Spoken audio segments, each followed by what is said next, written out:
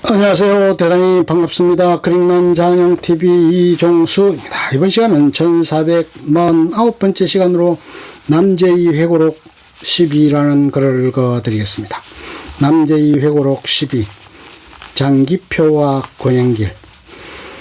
어느덧 후배들에게 술 사주는 나이. 사람들이란 나에게 선배운이 좋다고 말한다.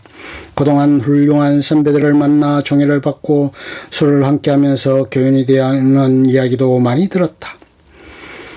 이제 그런 선배들은 몇 분 남고는 거의 고인이 되었다. 이제 내가 후배들을 아낄 차례이다. 내 식으로 값싼 대포집에서 술 마시는 것이 고작이지만 말이다. 그 가운데 장기표와 권영길 후배를 더욱 아낀다. 깡마른 용모에 뜨거운 정열을 지닌 장기표 장 후배는 서울법대 후배일 뿐더러 거기서 유명한 동아리인 사회법학회의 같은 멤버이다. 학생운동으로 노동운동으로 정치운동으로 이제 50줄에 들어선 지금까지 평생을 엄청난 어려움 속에서 신념운동이다. 전태일 사업에 앞장섰으며 민중당 정책위 의장을 했고 동작에서 국회의원에 2번 고배를 마시기도 하였다. 내가 우선 도전에 낙선하였을 때 몇몇 잡지에서 낙선기를 써달라기에 나는 내가 낙선한 것은 그렇다 치고 장기표 씨 같은 혁신계가 하나쯤 국회에 진출했으면 좋았을 것이라고 썼다. 그랬다가 같은 선거구 출신 의원들로부터 핏대를 세우는 반격을 받았다. 장 후배는 요즘은 신문명정책연구원의 원장으로 정부와 시대의 정치사회의 원리를 홍보하는 데 열을 올리고 있다. 같이 민중당을 하던 이우재 당수와 이재호 사무총장은 한나라당으로 가서 모두 국회의원이 되었다.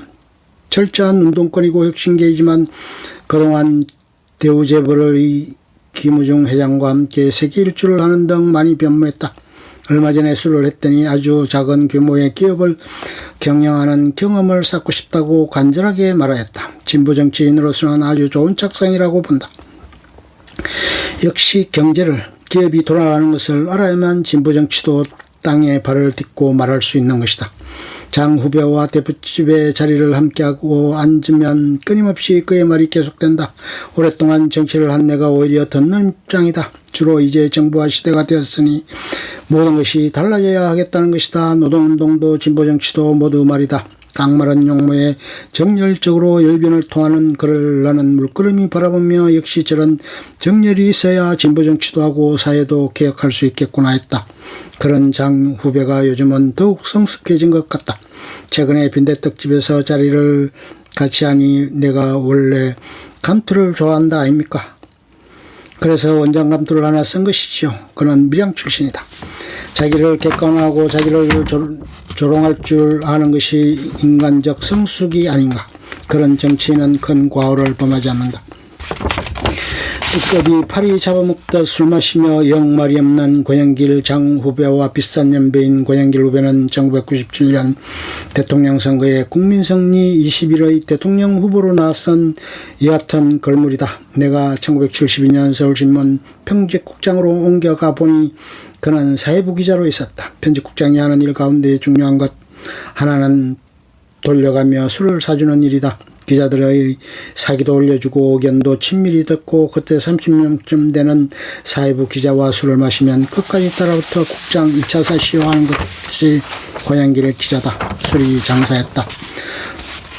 산청 출신으로서 울릉대를 나왔다. 그는 그 후 파리 특파원을 거쳐 노동운동에 참여하고 언론노동조합 연맹의 위원장을 거쳐 민주노총 위원장이 되었다. 내가 노동부 장관일 때 그가 민노총 위원장이어서 그때 정부의 입장은 희극적이게도 실세인 민노총을 법적으로 인정하지 않는 것이었지만 나는 그와 빈번히 만나 술을 마셨다. 민노총을 인정하지 않는 것은 마치 3억의 타조가 머릿속에 머리를 쳐박고 없다 하며 있는 것을 인정하지 않으려는 것과 같다. 그런 것이 김영삼 정권까지의 민주화의 한계였다. 그 후로도 권 후배와 술을 자주 한다. 임수경 씨의 부친 임판호 씨, 언론계 때 사회부장, 함께하는 때가 많다. 인사동에 있는 해리민의 집으로 알려진 평화만들기나 종로의 감촌 순두부가 잘 가는 곳이다. 건업에는 지금도 술이 세다. 마치 두꺼비 파리 잡아먹듯 한다. 그런데 특이한 것은 듣기만 하지 영 말을 하려 하지 않는다는 것이다. 그 과목은 생각해보면 이해할 만하다. 그 쟁쟁한 신문기자들의 운동체인 은노련이 아닌가. 또 진보를 표방하는 억센 노동운동가들의 다양한 세력의 집합체인 민주노총이 아닌가. 진보정치 그룹인 국민성리 21도 그 다양성은 두말할 것 없다. 그리고 요즘 진보 세력이 모두 모여 진보신당을 만드는 작업을 하고 있는데, 동서양의 역사로 볼 때 진보정당만큼 이념적인 분파 싸움이 심한 곳은 없는 것이다. 그러니까 그 지도급 인사는 되도록 과묵할 수밖에 없다. 말을 다 듣고 마지막에 종합을 잘 해야 하는 것이다. 그런 것이 그에게 습성화된 것 같다. 괜찮다. 아끼는 후배에게 싼 술만 사주며 이야기를 할 뿐 물질적인 도움을 못 주는 것이 안타깝지만 나름대로 원칙을 지키며 살아왔다고 자부하는 터에 돈이 별로 없으니 어찌겠는가. 살롱계의 여왕으로 군림한 김봉숙 여사. 60년대에서 80년대에 걸쳐 서울의 살롱계에서 가장 뛰어난 마담이 누구냐고 한다면 정치계 언론계 사람들은 만장일치로 김봉숙 여사를 들 것이다. 본명은 김성애. 본명을 아는 사람은 극히 드물다. 80년대 초 국회에서 좀 난폭하기로 이름난 L 의원과 관철동의 낭만에서 맥주를 마시다가 2차로 한남동에 있는 인형의 집으로 옮겼다. 그때 새롭게 등장한 이른바 오픈살롱이라고 옷방이 없이 약간의 차단물을 둔 홀뿐인 살롱이다. 그 집주인이 나하고는 오랜 구면인 김봉숙 여사, 나는 김마담이라고 하지 않고 반드시 김봉숙 여사, 김여사라고 호칭하며 존경한다는 뜻을 표하곤 했다. 그만한 여걸이다. 이 자리 저 자리 옮기며 인사도 하고 재치 있는 이야기도 하는 김여사가 우리 자리로 오자 나는 김여사 이분이 국회에서 그 유명한 L 의원인데 인사하세요 하였다. 그랬더니 김여사 L 의원을 한참 멀거니 바라보더니 나에게 이러는 게 아닌가. 남의원님, 어디 술 마실 분이 없어서 이런 분하고 어울려 다니세요. 김여사가 겉으로 표는 전혀 하지 않았지만 약간의 치의가 있었으리라는 짐작이다. L 의원 얼굴이 불그락해지면서 폭발일보 직전으로 흥분하는 게 아닌가. 나는 김여사를 쫓아보내고 L 의원을 술 공격으로 달래었다. 그러다 저만 치보니 문교부 산하 한 기구의 책임자로 있는 피 교수가 여자를 안 치고 혼자 술을 마시고 있는 게 아닌가. 잘 아는 체지에게 사람을 보내어 우리와 합석하자고 했다. 그랬더니 뻣뻣한 피 교수 오히려 우리 둘 보고 자기 자리로 오라고 하는 게 아닌가. 나는 말렸지만 L 의원은 무슨 의도인지 피 교수 자리로 갔다. 그리고 한참 후에 돌아와서 됐어. 여자가 이 집 호스테스가 아니고 다른 술집의 주인 마담이라군 한다. 며칠 후 국정감사에서 L 의원은 주지영님에서 사는 피 교수라고 공격하여 위기일발이었는데 내가 정의를 요청하고 둘 사이를 조정하여 무사히 끝났다. 나는 현장에 없었지만 이런 두 가지 이야기를 믿을 만한 사람으로부터 들었다. 정계의 최고급 인사가 80년대 초 계엄령이 사무하던 때 나타났다. 정치활동이 금지되던 때였다. 김봉숙 여사 그 명사에게 이렇게 말했다는 것이다. 공공님, 지금 여느 때인데 이런 데 오십니까? 만약 여자하고 어울리고 싶다면 저에게 전화를 하실 것이지. 또 누구나 아는 한때의 실력자가 나타나서 유세를 부렸다. 그러자 김 여사가 면박. 공공선생님, 아직도 그 자리에 있는 것으로 착각하세요? 이야기는 더 신랄하였는데 약간 누그러뜨렸다. 참 담대한, 아마도 발칙하다고 상대가 생각할 화법이다. 그 구전되는 이야기를 나는 L 의원에 대한 태도를 직접 목격하였기에 모두 사실일 것으로 믿는다. 그리고 김 여사가 보통 녀석이 아니구나. 현대판 황진이라고 해도 손색이었구나 하고 경의를 표하는 것이다. 김봉숙 씨를 처음 만난 것은 68년 을지로 입구 옛 미 대사관 뒤에 있는 오픈살롱 발렌타인 에세이다.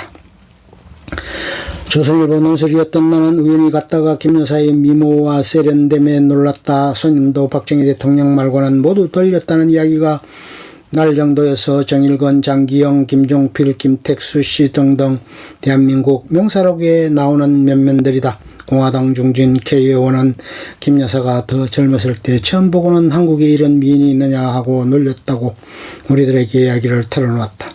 한복을 입은 모습이 아마 경혜리와 그 연못에 어울렸을 것이다. 죽으면 살리라는 저자 독립운동가 안희숙 여사의 남동생인 안신규 씨는 민족일보 감사를 지냈다고 하고 옥살이를 했는데 김 여사는 그 안신규 씨를 오라버니라고 부르며 가끔 초청하여 대접했다. 핵심계 인사인 박진목, 송지영, 윤길중 씨 등도 단골이었는데 특히 청곡 윤길중 씨는 드러내놓고 김 여사에게 구애하였다.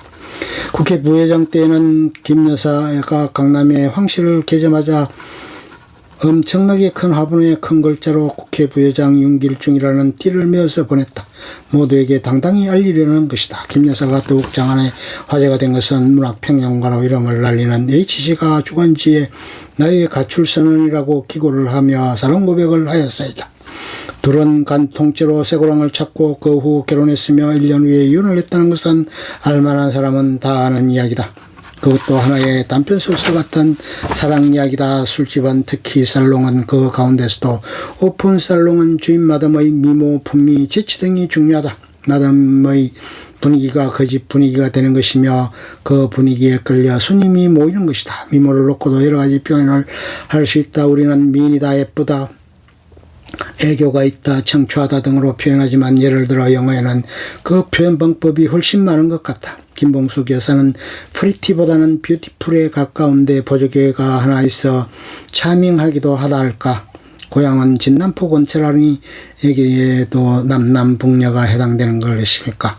90년대 초 그 김 여사가 행방을 감췄다. 황제 이후 안 보이는 것이다. 단골 주당들이 궁금해하고 가끔 그녀의 행방을 수소문하는 이야기들을 했다. 살롱의 여왕 소리는 들었지만 돈은 벌지 못한 것으로 알려졌다. 통이 크고 마음씨 좋아. 일본어 표현으로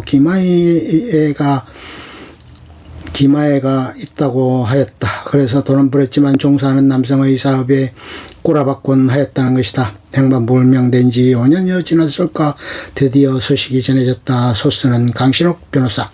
전부터 법률 문제가 있으면 강 변호사에 상의하고 의뢰하였다는데 그때 아마 작은 법률 문제가 있었나 보다. 사롱의 여왕은 그동안 신학 공부를 하고 지금은 어엿한 전도사로서 중국 길림성에서 조선족 사회를 상대로 선교 사업에 헌신하고 있다 한다. 중국 당국이 금지하고 있으나 종교적 열성으로 금압을 무릅쓰고서 성의 선교다. 가끔 일시 귀국에서는 강 변호사와 친했던 교수를 연락하여 식사 기회를 마련하였다. 그러나 술은 절대 입에 대지 않는다. 기독교 윤리의 철저하다. 김 여사에게 돈은 없어도 다른 위안은 있다. 아들이 지금 젊은이들 사이에 한참 뜨고 있는 록 가수이다. TV에서는 아직 못 봤으나 대학가 주변에서 K 가수의 포스터를 가끔 본다. 끝. 좋으면 좋아요, 구독, 알림 설정 눌러주세요. 감사합니다.